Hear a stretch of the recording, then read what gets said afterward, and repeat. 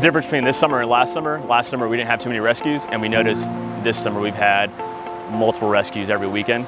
So it's really important to know what we're doing, realize, when the victim is struggling, when the patron is struggling, when to go out, and be preventative.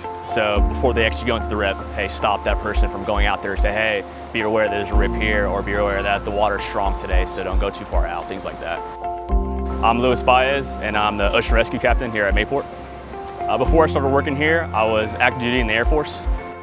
After leaving the service, I wanted to have a fun job. Also, being a full-time student, I'm able to balance my school life with also working here full-time as well. So we just had them run through a full scenario.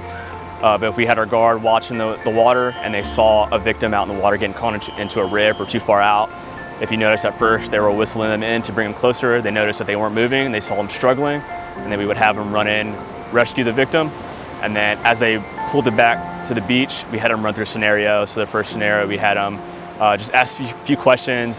We did the blood pressure, pulse ox, things like that.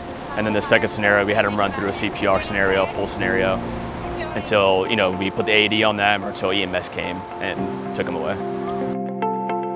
The hardest part about this job is keeping up with the medical, remembering all the medical things that you have to remember, especially for me being EMT qualified. I have to know a lot more stuff than the normal lifeguards here on the beach, and actually being able to lead them and show them, hey, this is how you do a blood pressure, this is how you give oxygen, things like that.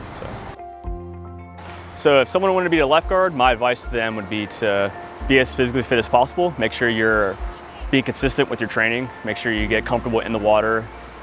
Make sure you're getting out to the ocean and watching videos on rip currents, watching videos on CPR and the basic medical techniques that we cover here. Obviously they'll learn that in their lifeguarding class, but it'll be a benefit to know that beforehand.